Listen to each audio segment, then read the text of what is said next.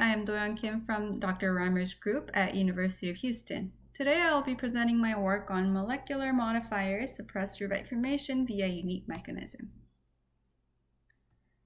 The formation of inorganic scale struvite is often an unwanted outcome. In wastewater treatment systems, it can compromise the operation by accumulating in pipes and restricting flow. Similarly, as a primary component of infection zone, struvite affects over 50% of catheterized patients by causing catheter blockage. On the other hand, a more controlled precipitation of struvite can be utilized for nutrient recovery and phosphorus removal. Therefore, many efforts have been made to effectively control struvite formation to bypass the need for mechanical removal. Preventative measures include the use of chemicals that interact with the surface of scale and inhibit crystal growth. It is reported that growth modifiers, or so-called threshold inhibitors, can be effective at trace concentrations, which are less than 1% of the solute. Among other compounds, phosphate compounds demonstrated to be particularly potent and effective against various types of mineral formation. While commercial inhibitors have been used to prevent struvite formation, only few studies in literature have examined the mechanism by which these molecules selectively bind to crystal facets and impede surface growth. To this end, we explore 6 commercially available phosphate additives to test their effect against struvite formation. Each compound contains different number of phosphate groups ranging from 2 to 45 and also have different structural arrangements from linear to cyclic, as well as with a carbon backbone in the case of phytate. As can be seen in the reaction equation, struvite crystallization proceeds with the release of protons, triggering a reduction in solution pH. Hence, the pH change in the growth solution can be used as an indicator of struvite crystallization, including the effects of both nucleation and crystal growth. The extent of reaction was assessed based on the change in pH of the solution prepared at initial pH of 8.6 in the absence and presence of additive. Our findings reveal 3 categories of growth inhibitors. The first, with very little effect on struvite crystal growth, which are pyrophosphate, trimetaphosphate, and triphosphate. All of these compounds contain 3 or fewer phosphates. The second class of modifiers, which demonstrate moderate inhibition, include HMP and P45. There is an approximate 15 minutes delay in the induction time for nucleation. The third class is a single outlier, PA, which is the most effective among all phosphates assayed. The gradual increase in the extent of reaction for PA is not associated with the nucleation and growth of struvite, but rather is a result of an amorphous precipitate. Evidence for the complete suppression of struvite nucleation by PA is gleaned from polarized optical micrographs indicating the lack of crystallinity of collected solids compared to the birefringence of control crystals. This nucleation inhibition is not only unprecedented but also unexpected because of the stochastic nature of nucleation. One possible explanation is the interaction between inhibitor and pre-nucleation cluster that may be responsible for the full suppression of nucleation. However, this non-classical pathway has not been confirmed for struvite formation and remains a subject for future investigation. P45 and HMP are effective at inhibiting nucleation, as we can see from the significant reduction in the amount precipitated in the synthesis file compared to that of the control.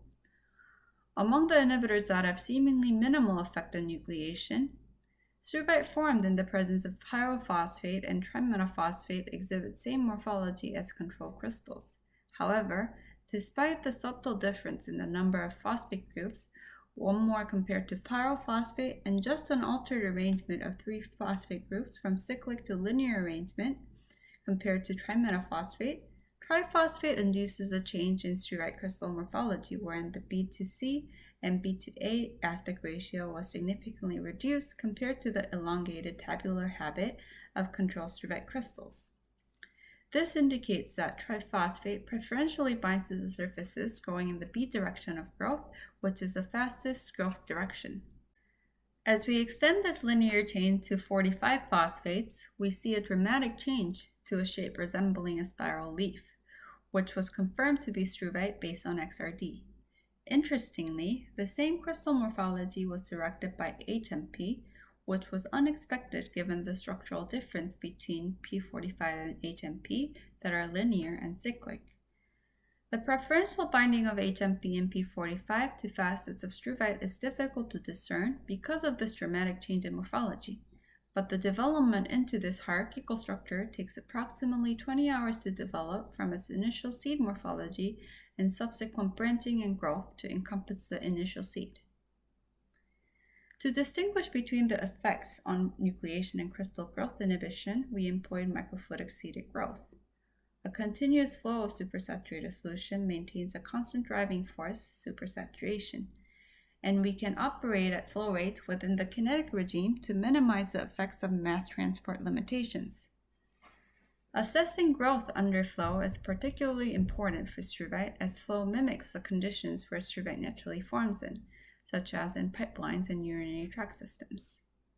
Measurements of anisotropic growth rates reveal inhibitors' effect against all three principal directions of growth and therefore binding specificity. As expected from the bulk assays, triphosphate reveals a more pronounced effect compared to the other two small phosphates. It is effective in the order of B, A, and C direction of growth, and it almost fully suppresses growth in the B direction. And this is apparent in micrographs showing much larger C to B aspect ratio compared to that of the control crystal. This change is consistent with bulk crystallization assays performed under quiescent conditions. In the presence of HMP, P45, and PA, growth is completely suppressed even at a much lower inhibitor concentration of 1 microgram per ml. In this video, you can see that growth is unhindered in the absence of inhibitor, and in the presence of PA, growth in all directions is completely stunted. This effect cannot be attributed to thermodynamic effect as the inhibitor concentration is over 3 orders of magnitude less than that of the magnesium concentration. So, what is the mechanism underlying this complete suppression of growth?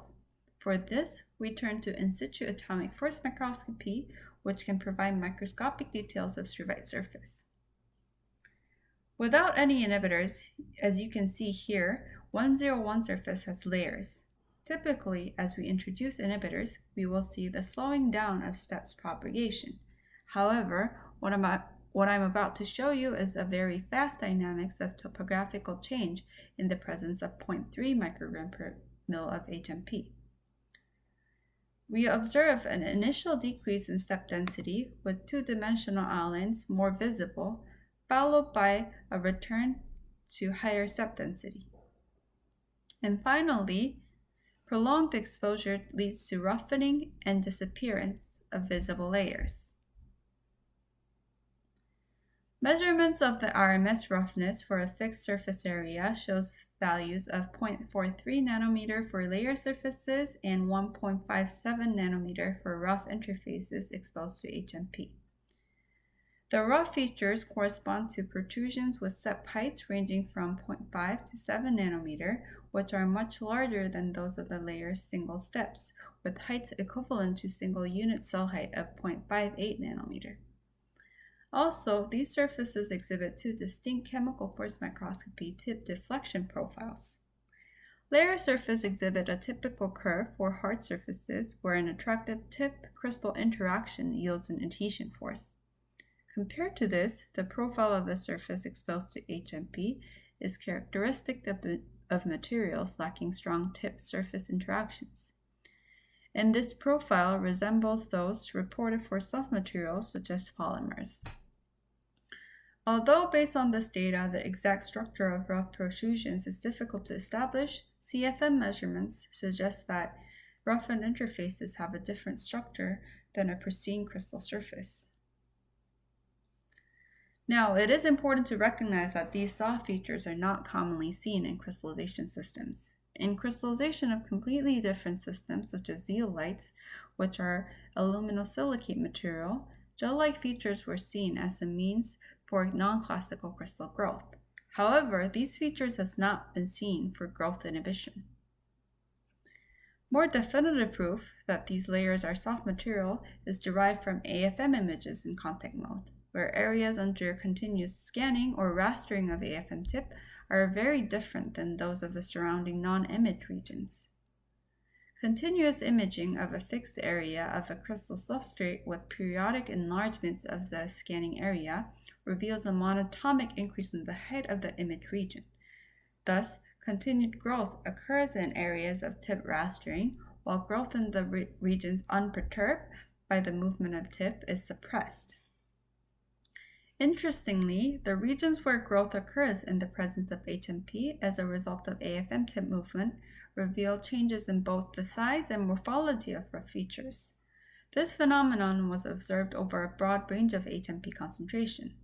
These features are initially globular, but after 60 minutes of imaging, the average size of protrusions increases. AFM images also indicate changes in feature shape, such as anisotropic morphology observed at a lower HMP concentrations, where features seemingly align in the 012 direction, which is a B direction of growth. In surrounding regions not under continuous scanning, there is no apparent change in surface topography, which is consistent with the microfluidics data showing completely arrested growth. Thus, it is reasonable to assume AFM tip temporarily disrupts or removes rough features to allow growth in the 101 direction, as we've seen in the temporal increase in the height profile. Also, it is important to note that layered crystal surfaces are unaffected by imaging with harder engage. So altogether, these observations suggest a distinct structure of rough features relative to that of the underlying crystal lattice and their amorphous nature. At concentrations below 0.3 microgram per mil of HMP, we do not observe roughened interfaces, and struvite surface growth is inhibited through a classical route involving HMP crystal interactions. Indeed, the presence of HMP at 0.25 microgram per mil results in sep corrugation, and in both major and minor directions of sep growth, we see a reduced sep velocity. This suggests that a critical level of HMP is required to trigger the onset of surface roughness and growth succession. Crystal surfaces exposed to P45 and PA also show similar characteristics, wherein the layers are indiscernible owing to high coverage of surface protrusions. AFM studies with moderately effective inhibitors, pyrophosphate, trimetaphosphate, and triphosphates, at concentrations as high as 10 microgram per mil do not result in surface roughening. Indeed, these surface coatings are unique to growth suppressors, and moreover, in situ formation of amorphous surface coating is a unique mechanism that deviates from classical inhibitory mechanism. To summarize, we determined binding specificity and efficacy of inhibitors through real-time observations of anisotropic growth of struvite. We also identified highly efficient and commercially available modifiers that inhibit struvite formation by playing dual role as nucleation and growth inhibitors, and this also led to the discovery of a new class of inhibitory mechanism that have potentially broader applicability to other minerals. With that, I would like to thank my group members from Reimer Group, collaborators from Queen's University, and the funding source. Thank you for attending my talk.